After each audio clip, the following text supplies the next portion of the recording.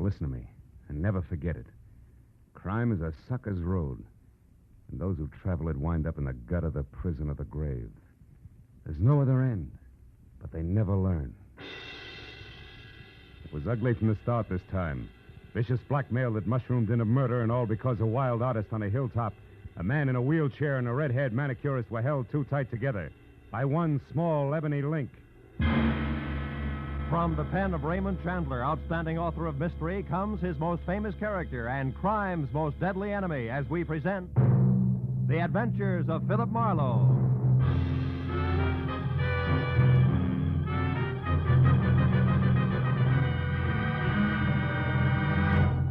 Now, with Gerald Moore, starred as Philip Marlowe, we bring you tonight's exciting story, The Ebony Link.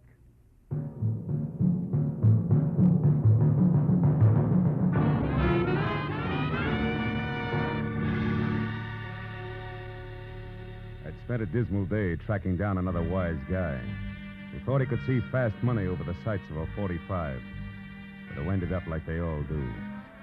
He was flat on his face in an alley, his life dripping into a sewer. It was what he deserved, and the only feeling I got from it was that I wanted a bath bad.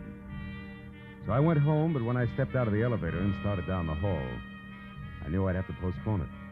Because leaning on my doorbell was a redhead who looked very good from a distance. But she lost ground with every step I took. Because the closer I got, the more I saw of a mouth shaped by indecision. Of eyes that were nothing but mascaraed caginess and shallow green.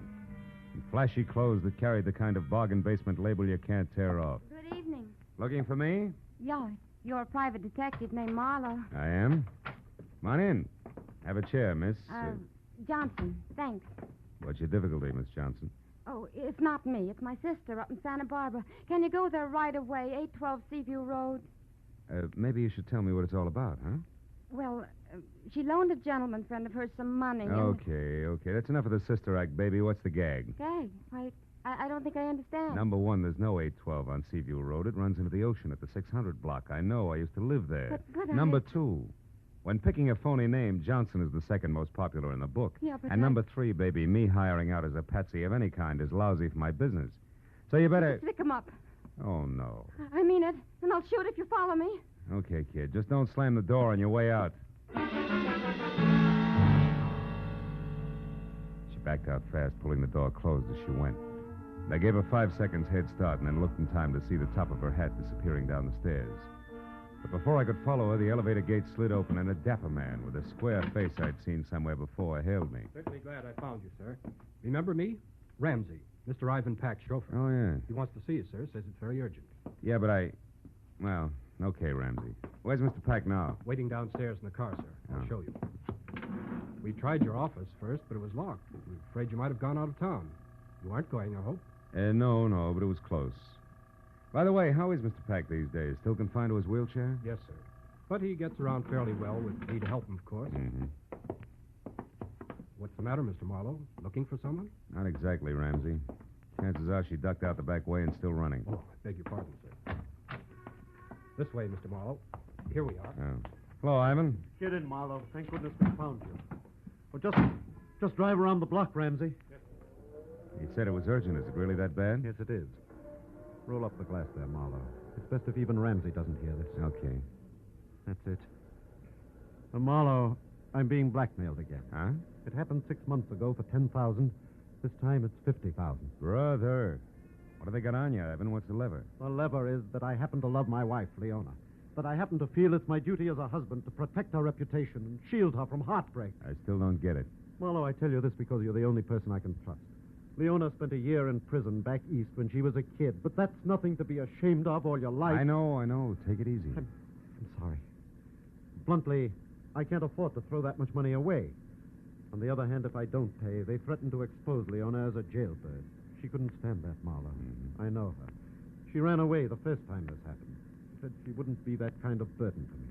If she finds out about this new demand, she may do something even more desperate. Blackmail's always tough.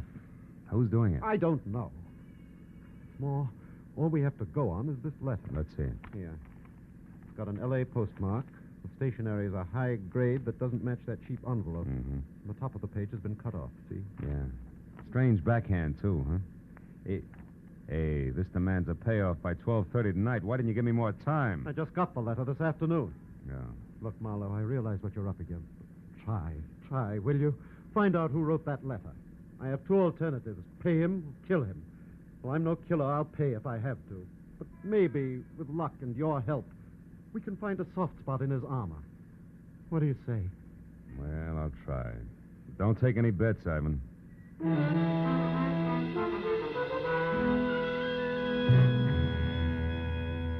Ivan said he'd be in his office all night, then dropped me off at home where I got in my own car, pulled around a big gray sedan in the driveway, and hauled a small sample of the blackmail stationery into the police lab.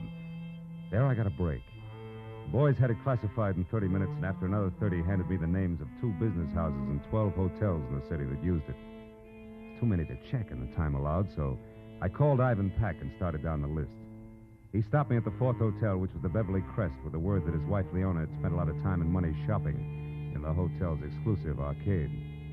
So I drove out to the Beverly Crest, watching a big gray sedan in my rearview mirror most of the way. But in the hotel, I killed another hour drawing blanks, even at the writing room blotters. Until, on the way out, I got another break. The beauty shop was closing for the night, and inside, slipping a coat over her manicurist's uniform, was a redhead. The same redhead who had tried to sack-track me to Santa Barbara. I followed her out of the hotel, and when she got around to the back, I stopped her. What do you want? I got curious about your sister.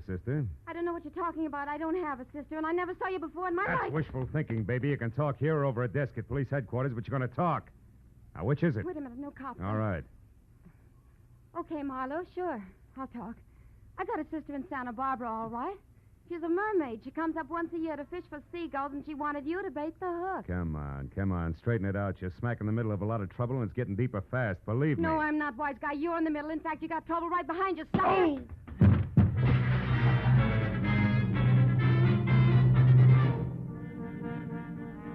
By the time I got untangled from the ash cans, all I could see was the back of a big gray sedan taking a corner so fast I only caught the last 3 numbers of his tag. 440. But as I stood up and dusted myself off, I saw something black and shiny. It was a 5-sided ebony cufflink. I dropped it in my pocket as I went inside the hotel again. A 5 to a bellhop got me the manicurist's real name, Rhea Fleming. But even a 10-spot failed to raise her address, so I called my client again, tried Rhea's name on him. When that missed, I asked permission to go and see Leona about it. That got me 60 seconds of argument, 10 of dead silence, and finally a very reluctant okay from Ivan. 20 minutes later, I pulled up at 94 Camden Drive, in front of a house sprawling in Spanish that was home to Ivan and Leona Pack. And the delicate, dark girl with the shy gray eyes who answered the door was Leona herself. Yes? I'm Philip Marlowe from the Sequoia Accredited Justice, Mrs. Pack. I'm told you patronize a manicurist, Miss Rhea Fleming at the Beverly Crest Hotel. Why, yes, occasionally. Is anything wrong? Oh, no. Nothing serious at all. May I come in? Oh, of course. I'd like to ask you a few questions about Miss Fleming. Well, I really don't know her very well. Oh, I understand that. But you might know where she lives, for instance, huh? Well, I did happen to drop her off one evening Oh? at the corner of Sunset and Mariposa, I think. Oh, won't you sit down, Mr. Oh, Morrow? thanks. Where did she live before she came to Los Angeles? I have no idea. You don't, huh? Well, do you happen to know if she writes in a heavy, angular backhand? A heavy... Mm-hmm. Mr. Morrow, may I see your credentials? Why, of course, if you wish. No, don't bother. It's happened again, hasn't it? Ivan's received another letter, and I'm... Who are you, really? Private detective working for Ivan? Oh, that's a cheap trick, I admit it. But we wanted to keep this from you, Leona. I won't let it happen to Now, wait a him. minute. I won't. Listen to me. Ivan's doing everything possible to stop this business. Now, give us a chance. You're running away now. It would be the worst thing you could do to him. It's so terribly unfair, Now, Marlowe. we're on your side. Don't you understand that? And you're in a position to help us if you will. Marlowe, is it Rhea Fleming? Well, she's in on it, but not alone. She doesn't have the brains.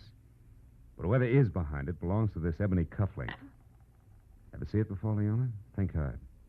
No, I haven't. Oh, it's too bad. Well, do you happen to know anybody who drives a big gray sedan? The license number ends in 440. That might be Bruce Moracek, Moracek, who's he? an artist Ivan hired to do a portrait of me. Mhm. Picture isn't finished yet. It may never be. Bruce is too temperamental and exacting, but Why did you ask about him, Marlowe? Yeah, because I've been tailed by a gray sedan since I first started in this mess. Oh, it couldn't be Bruce. I'm sure of that. Now, we'll see. And, Leona, until you hear from me again, promise you won't do anything rash, huh? Where are you going now, Marlowe? Put some pressure on Rhea Fleming. Her character has all the sterling qualities of mud pie, and I think she'll crack just as easily. So long, Leona. I'll call you. In spite of what Leona had said, I still thought there might be more to Bruce Moracek than ever got on canvas. When I was out of the house and halfway to my car, I knew I'd have a chance to find out because across the street, a door flew open on a big gray sedan. And better than 6 feet of swarthy but handsome man clambered out and rushed toward me. It wasn't the lock of black wavy hair that dangled dashingly over one eye, but the fact that his hands were curled into very large fists. It gave me a definite them or us feeling about him, and the closer he got, the more certain I was that I'd have to let him have it first. And when he got within reach, I did just that. Ha! And why are you taking that one over, chum? Try this. How long have you had on that polo shirt? Speak up. All day. Confound you. But you don't have to knock me down to find that out, you idiot. No, it was faster that way, and I'm not through yet. You've been tagging me all night, and I don't like it. How come? You wouldn't understand. Try me. Come on. I haven't got much time. All right. Until yesterday, I was working on a portrait of Mrs. Pack. Yeah? She's an exquisite subject, but I quit because it became impossible. Mm-hmm. She's being so upset by something or someone, she doesn't even look like the same person from one day to the next. And that's supposed to explain why you've been tailing me all over town? I told you you wouldn't understand. A portrait artist is not only a painter. He isn't, huh? He must be a psychologist, a doctor, even a detective, if necessary, when his subject's beauty is being destroyed before his eyes. Oh, come on. It's true. Hey. So I followed Mr. Pack to you and you to the Beverly Crest Hotel because you are up to something. I want to know what it is. Mm-hmm. Naturally, it wasn't you who put the slug on me at the hotel, huh? The what? The slug. Slug. No. I saw you walk around to the back, but the time I got there, a car was driving off. I thought you were in it, so I tried to follow, but I lost it. Yeah? And then I came up here. Well, let me tell you something, Moracek, for your own good and your subjects. If you're on the level, go home, and if you're not on the level, brother, you better get out of town while you still can. Good night. I looked back just before I turned the corner, and Moracek was still standing where I'd left him. So I drove out to Sunset and down to Mariposa, where I parked, and started walking.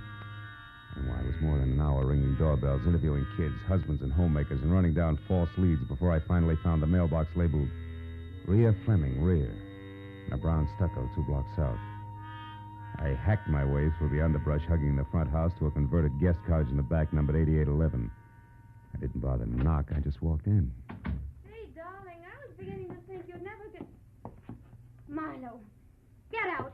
Get out of here or I'll scream. I scream louder. Who's the boyfriend you're expecting, Rhea? I don't have a boyfriend. It wasn't your grandfather that piled me up at the hotel tonight, baby. It's your last chance. Who was it? I don't seem to recall the incident you refer to, Marlowe. Now, listen, jerk. You're in a rotten blackmailing game right up to your earrings. And what's more, your extortion letter went through the mail. Did you get that?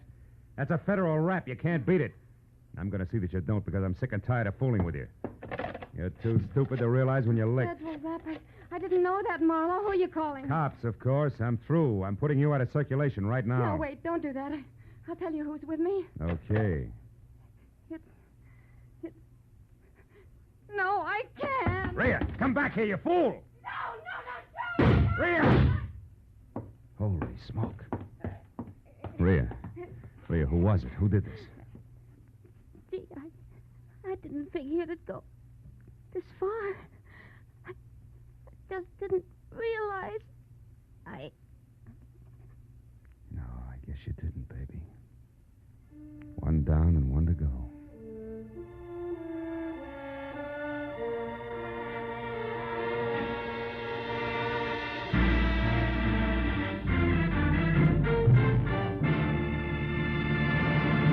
In just a moment, the second act of Philip Marlowe. But first, if you like the weather here, cloudy with threats, torrid with action, showers of trouble later tonight and tomorrow, you'll find more of the same on Sundays when Danny Clover and Sam Spade go into action. Danny Clover is the thoroughly human, fast-thinking detective of Broadway is My Beat. And Sam Spade is the...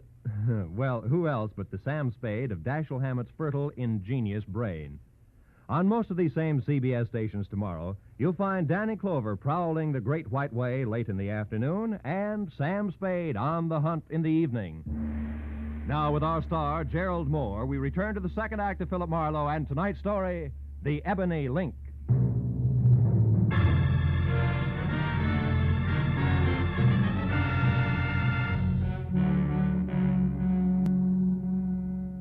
Rhea Fleming's face relaxed in death. The gaping, frightened people who make up every street scene began to gather.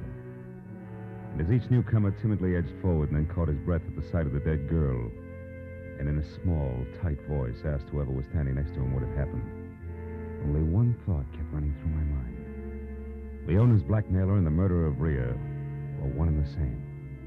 So leaving my card with an old, toothless biddy who demanded to know why I was running away before the police arrived, I piled into my car and headed for Ivan Pack's office on La Brea. I pulled to a stop just as a chauffeur named Ramsey darted out of the building and into the family limousine, parked at the curb, and pulled away fast. But since Pack was the man I wanted to see, I dismissed the thought of a not-so-merry chase, went to the door and knocked. 5 minutes went by before my client wheeled himself out of an inner cubbyhole and opened up. And another 5 while I brought him up to date, blow by blow, the redhead's violent death included. Murdered Marlowe? Yeah.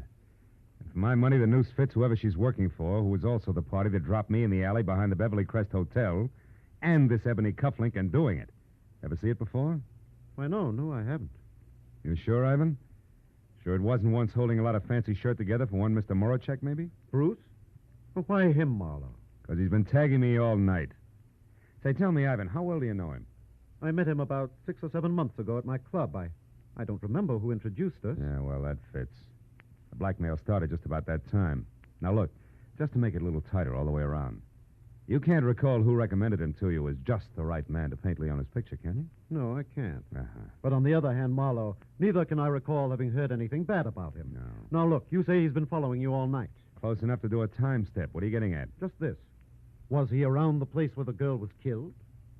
Well, to my knowledge, no. But that shouldn't mean too much because the murder happened after we had our little run-in. So he'd naturally be careful about my seeing him. Well, Besides, Ivan, he was going to commit murder, so it's a cinch you'd arrive and depart from 8811 Mariposa without fanfare. Mariposa? Yeah. 8811 Mariposa, Marlowe. Yeah. But that's the address I just saw on a slip of paper in Ramsey's desk. There was a phone number, too. Wait a minute. Your chauffeur's Rhea Fleming's address? Yes. Here, get hold of my wheelchair. Sure. It's that far desk there, just inside that partition. You know, Ivan, when I pulled up outside here, I saw Ramsey leave. You know where he was going? Yes, he was going to dinner. Unless he hasn't eaten in 5 years, I don't think that's where he was going. He lurched from the curb like it was on fire. Here you are, Marlowe. The top drawer on the right. Toward the back. I see it. Yeah. 8811 Mariposa, all right. Phone number and nothing else except this. What did you find, Marlowe? A cufflink, Ivan, twin to the one in my pocket. And maybe a murderer who isn't named Moracek. You mean Ramsey? Yeah. Oh, no, that couldn't be. Why not? Ramsey's been here with me for the past 2 hours. So you mustn't discount Moracek or anyone else just because of this cufflink and the address. Well, in that case, no. But I can include Ramsey along with the late Miss Fleming as at least one accomplice on what's fast getting to be a very elaborate setup. Ivan, do you know where Moracek lives? Yes, at his studio. Lookout Mountain Road, just off Laurel Canyon Boulevard. Laurel Canyon. Well, I don't know the exact address, but you ought to be able to get that from Leona. Yeah. Well, I'll get in touch with you later, Ivan.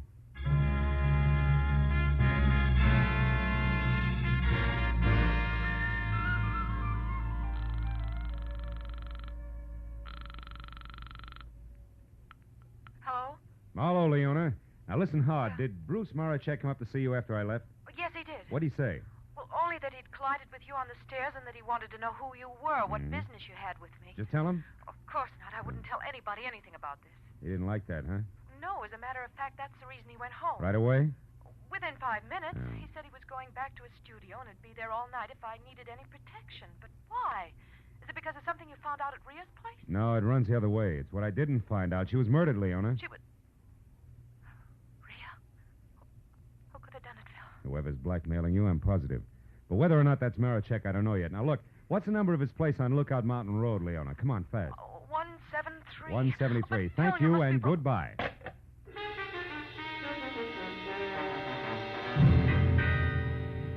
I was 20 minutes wriggling through the thick Hollywood traffic to Laurel Canyon, then another 10 climbing Lookout Mountain Road, which was an abrupt spiral of macadam that belonged in the Alps. So when I parked away from the bay window with roof that was numbered 173 and started up through the junior jungle that led to the front door, it was exactly 10 o'clock. And considering the zest of my last meeting with the artist, a good time for me to be careful. So when I knocked on the heavy oak that showed splashes of yellow at the threshold, I did it with the barrel of my .38. When I got no answer, I tried again, louder. It was then that Moracek replied, but not as I had expected, because he was behind me. And his greeting was a fist the size of a cannonball coming at the side of my head. Fast! Oh! And now, Marlowe, I'll take your gun here. And if I have to use it, I will. No doubt. It worked before. Huh? What are you talking about? Come on, Buster, get off it. You act like a paint. Let's not waste each other's time. All right. Then inside, Marlowe, where we can get to the point fast and in privacy. Go on. All right. The door is not locked, detective. I don't know what you want here, but I'm going to find out, believe me. You can skip the thumb screws, Rembrandt. I'll make it very plain for you.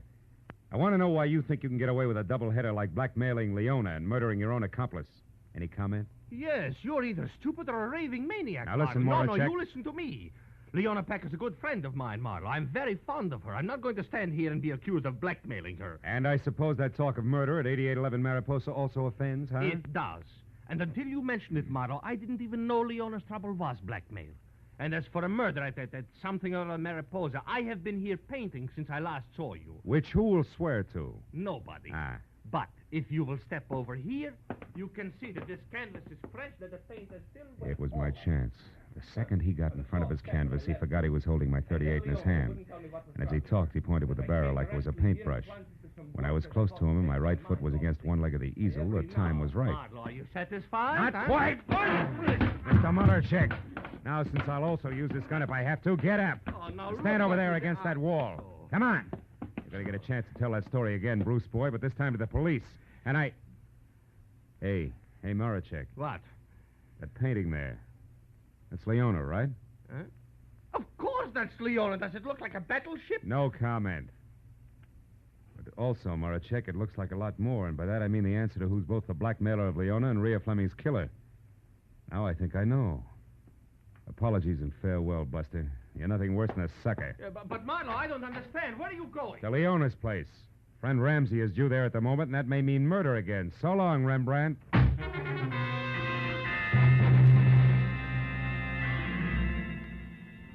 Once I was off the mountain, back onto Laurel Canyon, then over to Sunset, and pointed toward Beverly Hills and Leona's house on Camden Drive. I kept my right foot heavy on the accelerator and my mind working just as fast. Because no matter which way I added things, I was still basing a lot on a little, and a few important points shy of figuring the whole deal. And 5 minutes later, when I was parked and walking toward the door of number 94, nothing was any clearer. But then, it didn't seem to matter because when I glanced in a side window as I reached for the doorbell, I saw Leona sitting alone on the edge of the couch like it was going to blow up any minute. Her face, which was frozen in the half-crazed expression of the condemned man watching his executioner sharpen an axe, told me that Brother Ramsey was already present, and probably out of my view with at least a gun in his hand. But since I'd gone this far on what I knew to be a very sorry case, I decided to play it chin out and hand tight over 38 in pocket. Who is it? It's me, Leona, Marlowe. Oh, 1 minute, Marlowe. I look a sight. Not a bad one, though. Alone? Yes, come in, won't you? I've been expecting you. Yeah. Well, I just left Moracek, Leona. I was wrong about him, being your blackmailer, I mean. Of course you were. That's what I tried to tell you on the phone, Phil. What finally convinced you? A picture. You mind if I sit down? I've been doing a lot of running around tonight. Oh, of course. What picture, Phil? Oh, the one he did of you. I can't say much for it, though. No, it isn't too good, is it? Mm-mm. But... How'd it tell me the boy genius, wasn't it? Yes, I'm interested. Oh, you should be, Leona. It was a blouse you had on, remember? A white one with cufflinks. Cufflinks? Mm-hmm. Ebony ones, like this. One I showed you when I was here earlier. One you said you didn't recognize. The one out of the set you must have given Ramsey as a present after Bruce Moracek was through painting your picture. The one that says the blackmailer of Mr. Ivan Pack is you, Mrs. Ivan Pack. No. And you killed Rhea Fleming, too. No, you're wrong, Marlowe. Why would I kill Rhea? For the same reason you denied recognizing the cufflink. You didn't want me to get to Ramsey, so no, you you're killed wrong. Rhea before she could name him when No, I I was at the didn't cottage. kill her. And then you still couldn't get me to Ramsey because if I pressured him enough, I'd have to find out his game was cutting in on you. Because he knew you were blackmailing yourself. I heard enough. You're smart, Marlowe, very smart. But how do you think you're going to prove all this? How? Answer me. All right. Ramsey figured you killed his girlfriend, Rhea. We sent him flying up here from Ivan's office to No, I demand a didn't bigger kill her. cut, or maybe all of the 50 grand. I don't Now know that you've anything graduated about from it. blackmail to murder, I've been waiting and watching for You're him to make a wrong, move. Marlowe, you're But wrong. since he hasn't, Leona, he must be dead. No. Here, in this No, house, he isn't, probably in this no. room. And that No, Mrs. Pack he's you won't be able to not. explain away. Now, where is he? Where, Leona? No.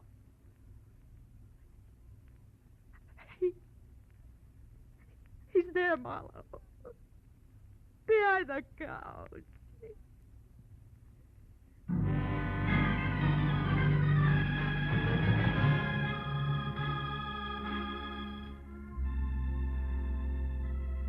I called Ivan Pack and told him he wouldn't have to pay the blackmail money and why.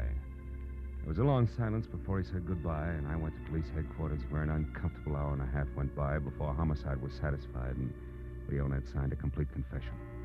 So by the time I got over to my client's office on La Brea, where I knew I had to go, it was almost 12:30, the hour originally set for the payoff. When I was inside and sitting next to the man in the wheelchair whose watered eyes never left my face, it was exactly that, straight up and down. A little clock in the corner of the room said so. Well, Marlowe, I just saved $50,000, didn't I? Maybe a little more than that, Ivan. Maybe unhappiness for years to come, huh? Yes, I suppose so. Leona wanted two things, Ivan. Your dough and Bruce Morachek. She didn't get either one. The 10 grand you paid the first time and the money she was going to get tonight would be a bait to catch a starving artist. But I was wrong about him. He wasn't interested, except as an artist. And your chauffeur and your wife's manicurist knew enough between them to try to get a piece of that dough for themselves. Yes, I owe you a lot, Marlowe. Oh. After all, I just said I saved $50,000, didn't I? Even though I lost a wife. Good night, Marlowe. I'll talk to you tomorrow. Sure. Night, Evan.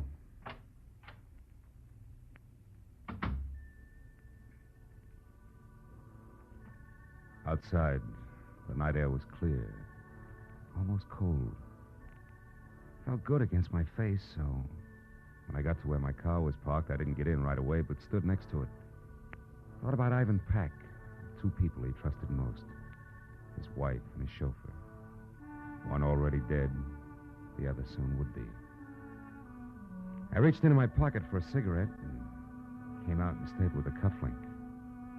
The ebony cufflink. Jet black, clear through. I dropped it into the gutter where it belonged, then got into my car and went home.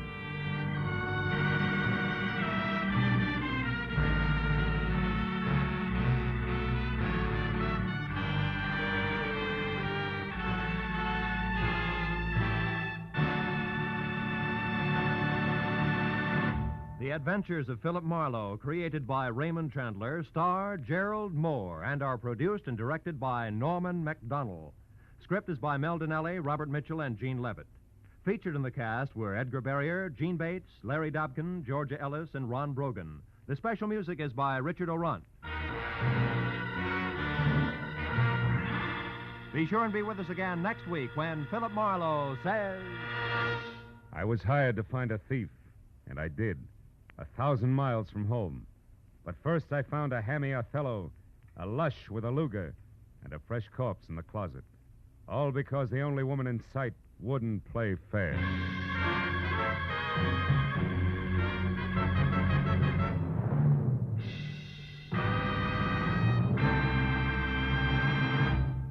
There's gold in them trills when just a little bit later tonight, Sing It Again comes along, offering a grand prize of $52,000 to some lucky CBS listener. Phone calls will be going out to listeners from coast to coast asking for answers to the merry, tuneful riddle songs, which, if you solve one correctly, gives you a chance at the fabulous Phantom Voice Award. Tonight, it's 27,000 in wonderful prizes if you can tell who the Phantom is, plus 25,000 in cash if you can answer one more question about him.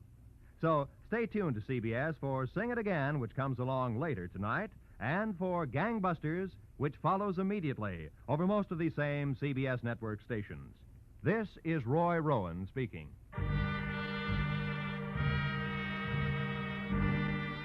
This is CBS, the Columbia Broadcasting System.